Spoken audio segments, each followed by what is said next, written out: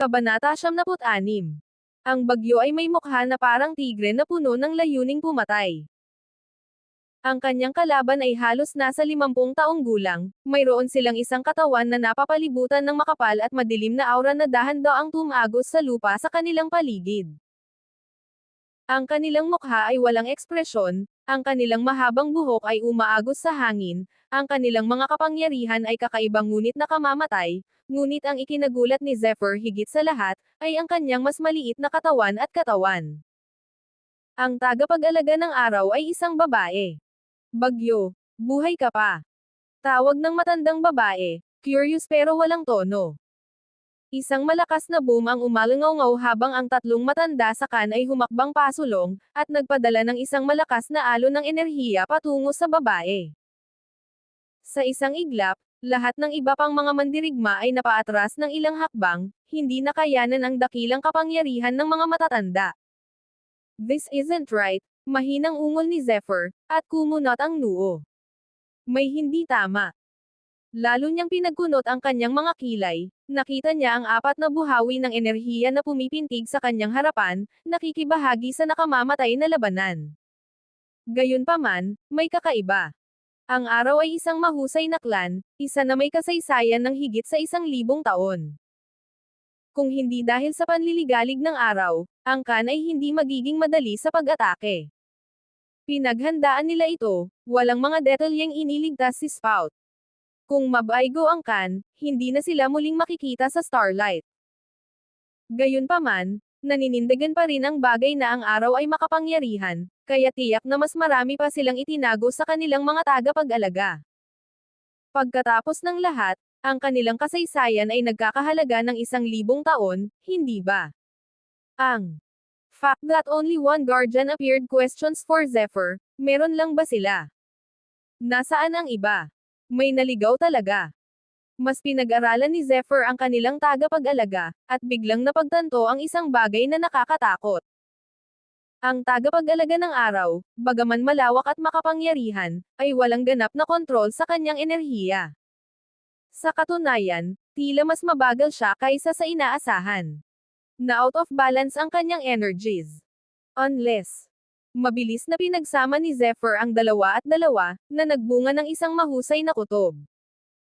Kung tama siya, ang ibang Sun Guardians ay abala sa pagsasanay na nakalok sa isang lugar upang masira ang kanilang kasalukuyang antas. Ang tagapag-alaga na ito ay may hindi balanseng enerhiya, kaya ipinakita nito ang kanyang pagiging tamad at kawalang ingat. Si Zephyr ay nagsanay sa ilalim ng daan, nakatulong ito na mapahusay ang kanyang mga pandama. Sa pamamagitan ng kanyang mga pandama, nasasabi niya na ang tagapag-alaga ng araw ay bahagyang nanginginig sa buong labanan, hindi makasabay. Kan Elders. Ang kanyang enerhiya ay hindi balanse, dapat mo siyang ibaba ngayon. Sigaw ni Zephyr. Ano? Napabuntong hininga ang mga matatanda nang marinig ito, mabilis na itinoon ang kanilang tingin sa matandang babae. Tama siya. Her energy's off, she's not ready. Pagmamasid ng tatlo. Now. Ang tatlong matandang kan ay sumugod sa unahan, inilabas ang kanilang mga lakas, at pinagsama sila. Umikot ang kalangitan sa itaas, lumikha ito ng malakas na unos, lumikha ito ng hangin ng enerhiya na dumaloy sa buong starlight, at umakit sa atensyon ng lahat ng mga mandirigma. Pinandilatan ng matandang guardian si Zephyr, puno ng hinanakit ang mga mata. Gayunpaman, hindi pa siya makakapaghiganti sa kanyang kapangahasan, dahil ang mga matatanda ng kan ay nagsidatingan, na handang pumatay. Ang apat sa kanila ay muling sumabak sa isang mabangis na labanan, ang kanilang mga suntok ay pumutok sa hangin na parang kulog. Napabuntong hininga si Zephyr sa sarili, mas malakas nga talaga si Agils kaysa kay Strengths. Gayunpaman, hindi siya lubos na nabigla. Nakilala niya dati ang mas malalakas na mandirigma sa kanyang nakaraang buhay. Anuman, ang lupa ay yumanig, ang hangin ay umungol, at ang mga alon ng enerhiya ay pumipintig sa paligid. Nabasag ang mga dingding, bumagsak ang mga bubong, at nabasag ang lupa. Karamihan sa tahanan ng araw ay nawasak sa kanilang labanan. Kabanata 77. Nabubuo ang mga butas sa lupa sa kanilang paligid, lalo itong lumikha ng mapang wasak na gulo. Ang lakas ng Agils.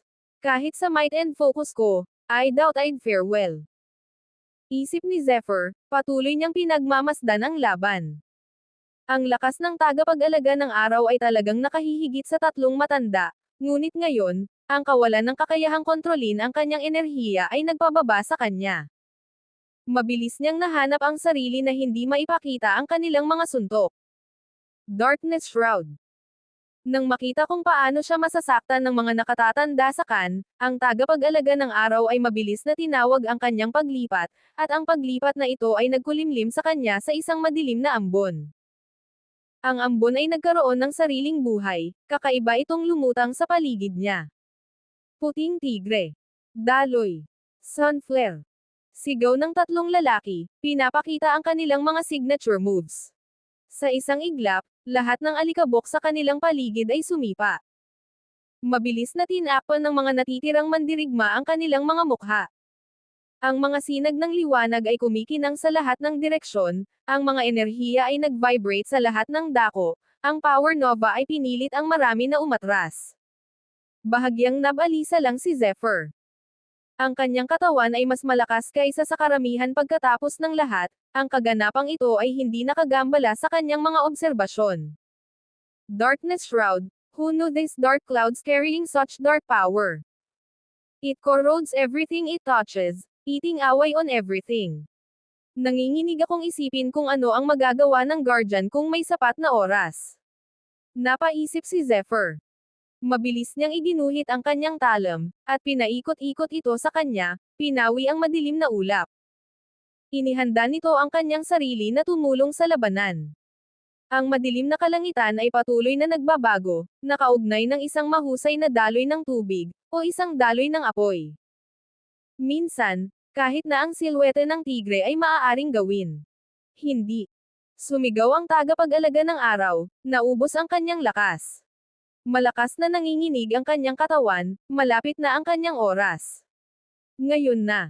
Nagmamadaling pumasok ang 3 matanda na nakadisplay ang kanilang kapangyarihan. Ang kanilang pinagsama-samang pag-atake ay pumutok laban sa tagapag-alaga. Nawasak ang kanyang katauhan noon at doon, naliligo ang lahat sa dugo. Nagtipon ang mga matatanda, at nagpakawala ng malalim na buntong hininga. Who knew we could kill an Agil of level 4, sabi ni Zephyr habang hinihingal. Sa totoo lang, ang swerte natin ngayon. Hindi ko ini-expect na mapapansin ni Zephyr ang pagiging off-balance niya, kung hindi, hindi tayo naging decisive. Tumanggo ang isang matanda. Sa isang Agil ng level 4, hindi nakakapagtakang ang araw ay napakawalang hanggan. Ang kanilang lugar bilang pinakadakilang angkan ng Starlight ay hindi nakuha. Kung magagamit niya ang kanyang buong kapangyarihan, tayong 3 ay patay na ngayon. Napabuntong hininga ang iba matapos makinig sa matanda. Ang 3 matanda ay pumikit saglit, nagpahinga at nanambalik ang kanilang lakas, bago sinisiyasat ang bakuran ng araw. Gayunpaman, wala silang nakitang ibang kalaban. Tila ang araw ay maaaring magkaroon lamang ng isang tunay na tagapag-alaga. Ito ang naging dahilan upang ang 3 matanda ay nakahinga ng maluwag. Mukhang maswerte sila sa kanilang pag-atake ngayon. Gayunpaman, hindi ligtas ang pakiramdam ni Zephyr, pakiramdam niya ay binabantayan sila. Umiling si Zephyr, baka mali ang naramdaman niya. Kunin mo lahat ng mahahanap mo. Kahit sinong araw na lumalaban sa iyo ay patay na araw. Utos ni Typhon, high on adrenaline ang ginawa niyang gestures. Wala nang haadlang muli sa kan. Yes sir. Masiglang sagot ng mga lalaking kan. Nang umalis ang kan upang pagnakawan ng araw, isang mahinang sitsit ang nagmula sa isang lihim na lokasyon. Kan. Tatandaan ko ito. Maghihiganti ako. Sinira ng kan ang araw. Ang salita ng tagumpay ng kan ay nagpadala ng shockwave sa buong Starlight. Marami ang hindi makapaniwala na kayang paksain ng isang maliit na 200 taong gulang na angkan ang dakilang Sun Clan. Gayunpaman, ang kanilang mga pagdududa ay hindi magtatagal, ang mga kapangyarihan na naramdaman nila sa araw na iyon ay sapat na upang matiyak ito. Ang kan ay may 3 Agil. Bukod dito, ang mga mandirigma ng Khan ay hindi mga slouches sa kanilang sarili. Kung mayroong anumang mga pagdududa tungkol sa kung sino ang mga malalaking manlalaro sa Starlight, wala na ngayon. Walang nang ahas na sumalungat sa Khan. Maraming mga angkan at pamilya sa Starlight ang malapit nang magbigay ng respeto sa Khan. Walang makakapantay sa kanila kailanman muli. Pagkaraan ng ilang oras, nagdaos ng isang mahusay na piging angkan, ang pinaka nakakagulat ay naimbitahan si Mayor Bruce. Mukhang may opisyal na relasyon din ang Khan.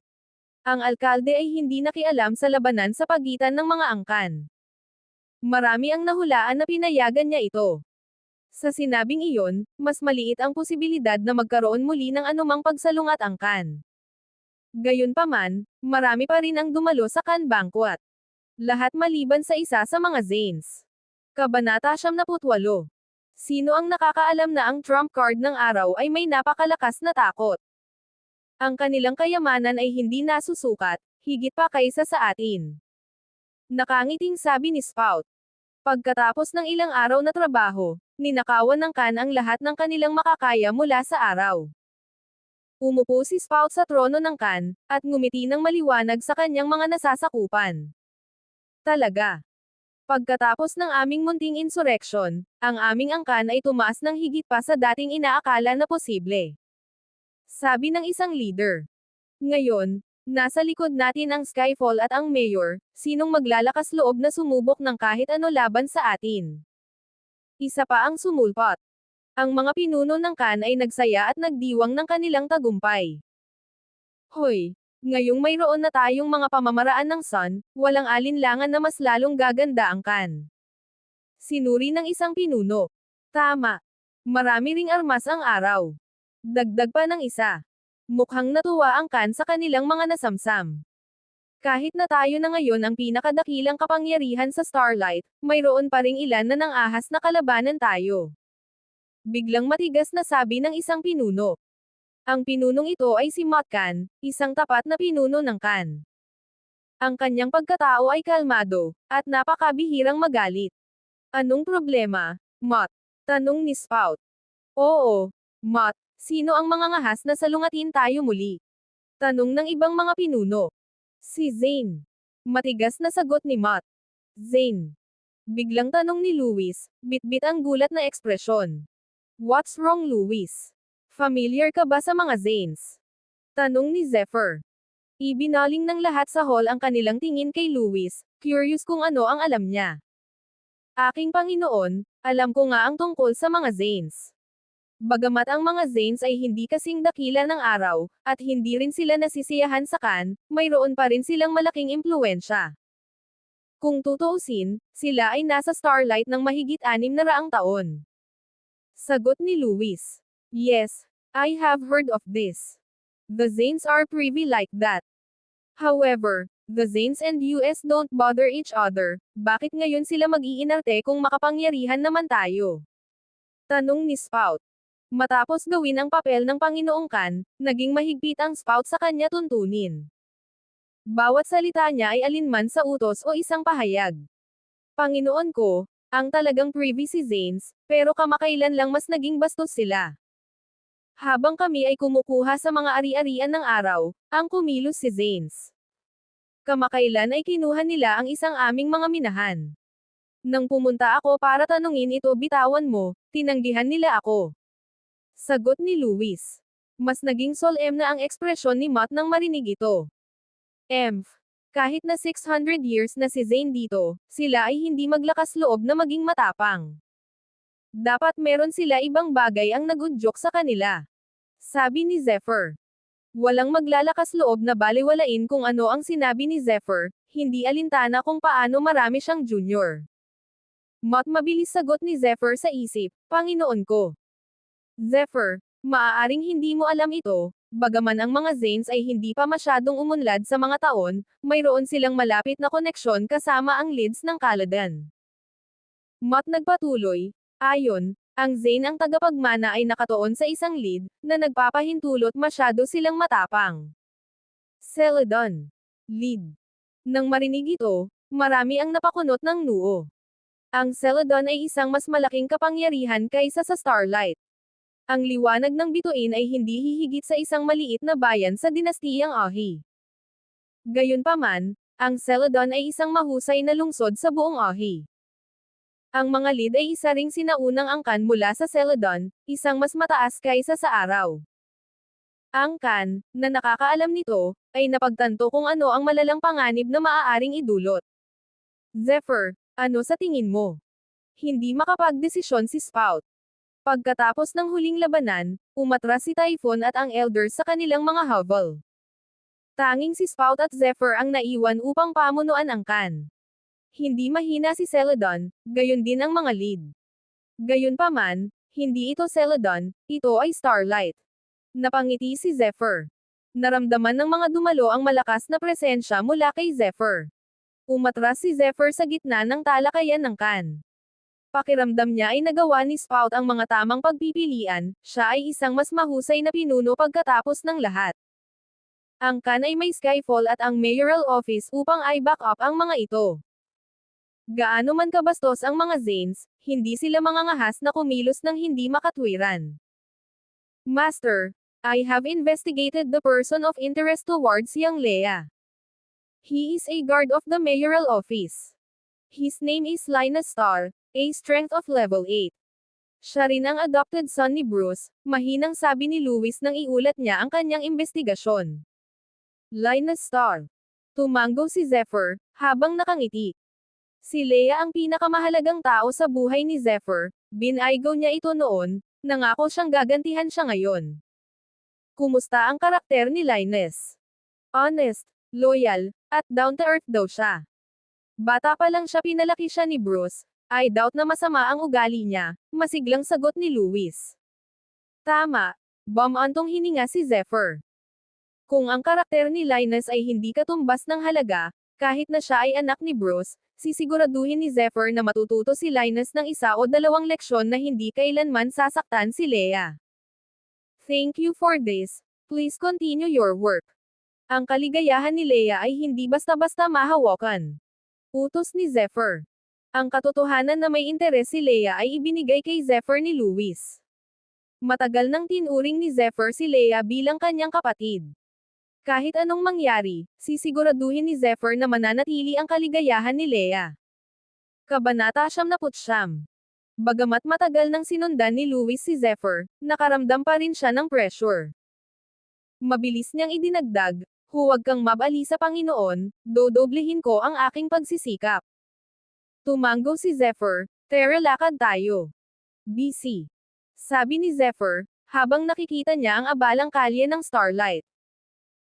Noon pa man, hindi pa nakatikim ng ganoong kapayapaan at kalayaan si Zephyr, nang makita ang pagiging walang pakialam sa mga bata ay nagbigay ng ngiti sa kanyang mukha. Gayunpaman, nakaramdam si Lewis ng pagkabalisa sa paligid ni Zephyr, iniisip kung ano ang kanyang pinagdaanan upang patuloy na maglabas ng malakas na enerhiya. Biglang lumiwanag ang mukha ni Lewis, Panginoon ko. Tingnan mo. Si Leia pala, at katabi niya si Linus. Mabilis na lumingon si Zephyr para tignan. Kabilang sa maraming mga mamamayan, ay isang babae na simple ang suot, at isang matapang na binata, na nakikipag-chat sa harap ng isang butik. Puno ng pananabik at kaligayahan ang mukha ni Leia, tumuro at pumitas siya sa gitna ng stock habang ang binata ay magiliw na nanonood, tumatango paminsan-minsan. Ang ganda. Tumango si Zephyr, nasiyahan sa kanyang nakita. Lumapit sila ni Lewis sa kanila pagkatapos. I think my master likes black clothes, nakasimangot si Leia. Leia, ang tagal mo nang pumili, ang ganda ng kulay na ito, bakit hindi mo kunin? Medyo naiinip na sabi ni Linus. Sinamahan niya si Leia, pero hindi niya inaasahan na pipiliin niya ang threading para gawing bagong damit si Zephyr. Ano? Naiinip ka ba? Tanong ni Leia, at sinaman siya ng tingin. Oh no no no. Being with you is never boring. Sagot naman ni Linus, mabilis siyang nag-react sa galit ni Leia. Pinisil ni Leia ang kanyang ilong, bago siya pumili ng sinulid na berdeng sinulid, this suits you. Si Linus ay hindi malugod sa mungkahing ito, ngunit mabilis na binago ang kanyang tono. Mukhang malaki ang pakialam nito sa kanya. Leia, Leia, Leia. Nahulog ka na ba kaya nakalimutan mo na ako? Isang maliit na tawa ang lumitaw sa likod ng dalawa. Ah! Panginoon ko! Nang marinig niya ito, kumurap ng ilang beses si Leia bago mabilis na tumalikod, si Zephyr pala. Hey hey! I was just out and about with Louis. I didn't expect to see you two chatting it up here, nakangiting sabi ni Zephyr. Nang makita si Leia sa gayong kagalakan, lubos na naibsan si Zephyr. Kapag nagawa na niya ang tamang pag-aayos para sa kanya, maaari niyang mapayapang iwan ang Starlight. Pagkatapos ng lahat, hindi siya maaaring manatili sa Starlight ng mas matagal. Gayunpaman, hindi niya basta-basta maibibigay si Leia sa isang tao. Hindi ka nais-nais. Sa tingin ko ikaw si Linus Star. Sabi ni Zephyr kay Linus. Oo. Oo. Master Zephyr, kamusta? Kamusta ka na? Sagot niya. Sa hindi malamang dahilan, nakaramdam ng matinding kaba si Linus sa paligid ni Zephyr kahit may narinig siyang mga bagay mula kay Bruce. Tense ang ekspresyon ni Zephyr habang nakatingin sa kanya. Isang di nakikitang puwersa din ang natipon sa paligid niya, na ikinasakal ng kanyang hininga. May gusto ka ba kay Leia? Matigas na tanong ni Zephyr, mabilis na tumigas ang kanyang kapangyarihan sa paligid ni Linus. Walang tigil na nagbago ang ekspresyon ni Linus, umikot ito sa pagitan ng takot at pagkabigla. Para bang si Zephyr ay parang dragon, ipinulupot niya ang sarili kay Linus, handang durugan ang kanyang mga buto. Basang-basa ng pawis ang mukha ni Linus, nang hihina ang mga buto, ni hindi man lang makaisip ng kahit ano para lumaban. Ang lakas ng B***starred na ito. Ang bata-bata pa niya. Baka mas malakas pa siya kay tatay. Nawala ang kulay sa mukha ni Linus, habang si Leia naman ay nagtatakang nakatingin, hindi alam kung bakit siya basang-basa sa pawis. Gayunpaman, malinaw na nakita ni Louis ang lahat. Nang makita ang takot ni Linus sa kanyang mga mata, hindi niya maiwasang maawa sa bata. Hindi dapat ginagamit ni Zephyr ang kanyang buong lakas. Kahit dito, paralyzed lang si Linus. Kung sasalakayin siya, dapat ay higit pa sa isang katugma para sa mga maliksi sa tingin ko, naisip niya. Sobrang lapit ko sa kanya, pero wala akong nararamdaman. Ang kontrol ni Master Zephyr sa kanyang enerhiya ay halos perpekto. Kabanata 100. May gusto ka ba kay Leia? Tanong ulit ni Zephyr na hindi kontento kay Linus. Ang kanyang kapangyarihan ay isang hibla lamang ng kanyang kapangyarihan, isang hindi mapapantayan ng karamihan. Oo. Oo, gusto ko si Leia. Mahal ko si Leia. Gusto ko siyang protektahan sa mga natitirang araw niya. Sumagot si Linus sa pamamagitan ng nagngangalit na mga ngipin, habang sinisikap niyang labanan ang presyon sa kanya, pisikal at mental. Binitawan ni Zephyr. Saglit na umiling si Linus, bago siya lumuhad. Tama na yan. Tumanggo si Zephyr, bago niya tinapik ang ulo ni Leia. Si Linus ay mapagkakatiwalaan, sa ilalim ng matinding puwersa ng ganoon, walang sino man ang maaaring magsinungaling. Maiwan si Leia sa kanya, gamaan ang loob ni Zephyr. Magsaya kayo guys. Let us go, Louis. Napalingon si Zephyr nang lumuhad si Linus sa lupa. Sa sandaling ito sa wakas na pagtanto ni Linus kung bakit napakataas ng tingin ng kanyang ama kay Zephyr Khan. Ayos ka lang ba? Tanong ni Leia, nakita si Linus na basang-basa sa pawis. Ayos lang ako, Leia. Siguradong malakas si Master Zephyr. Sagot niya, habang pinupunasan niya yung noo niya. Panginoon, saan tayo pupunta? Tanong ni Louis na nakaakbay kay Zephyr. Naghahanap lang ako. Oh, ano yon? Napansin ni Zephyr ang isang grupo ng mga tao na nagkukumpulan. Dahan-dahan silang lumapit, nakita nila ang isang matabang lalaki na malakas na sumisigaw, magtipon kayong lahat.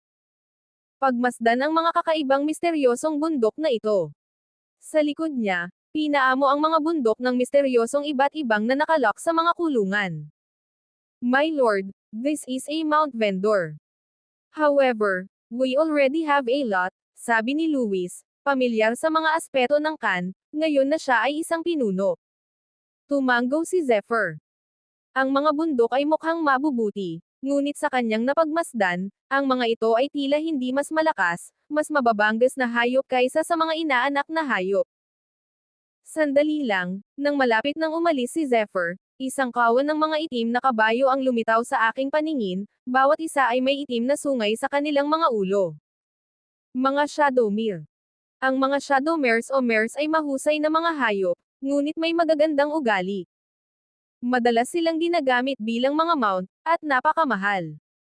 Kahit na ang pinakamababang kalidad ay maaaring nagkakahalaga ng pataas ng 10,000 piraso habang ang mas mahusay ay nagkakahalaga ng 100,000. Ano? 800 piraso lang. Bulalas ni Zephyr nang makita ang tag ng presyo. Nakakahiya naman. Ang mga mares na may ganitong mga presyo ay kadalasang mas pandekorasyon kaysa kapaki-pakinabang. Sa karagdagang inspeksyon, ang mare ay mukhang mahina at matamlay. Aking Panginoon, ang mare na ito ay masyadong mahina. Kahit na kami ay magmayabang sa kanyang pamumuhay, ito ay hindi sapat. Sabi ni Luis. Tama ka, nakakainis. Bawat isa sa kanila. Anyway, bilhin mo lahat yan. Sagot ni Zephyr. Tatango na lang si Luis bilang pagsang-ayon bago niya nanlaki ang mga mata sa realization, ano? Bilhin mo lahat. Sagot ni Zephyr, bakit syempre, may silbi ako sa kanila. Ang tono ni Zephyr ay may mga banayad na pahiwatig ng tomfoolery. Bagamat ang mga mares na ito ay walang silbi sa iba, maaaring magsilbi ang mga ito ng layunin sa gamot man sa kanya. Hindi lamang magagamit ang mga table tasks para sa pagkonsumo ng tao, maaaring gamitin din ito ng mga hayop. Bilhin mo silang lahat. Sabi ulit ni Zephyr. Sir. Bagaman 8,000 piraso ang ginugol, ito ay walang gaanong halaga sa kan. Hindi kailanman susuwayin ni Luis si Zephyr, mabilis na nakipag-ayos sa vendor. At binili ang mares. Biglang may sumigaw mula sa malayo, kahit na mahirap intindihin, napakunot ang noo ni Zephyr. Hindi ko sinasadya, kayo ang nakabangga sa amin. Parang may nang-aasar kay Leia. Mabilis na tumakbo si Zephyr papunta sa kanya.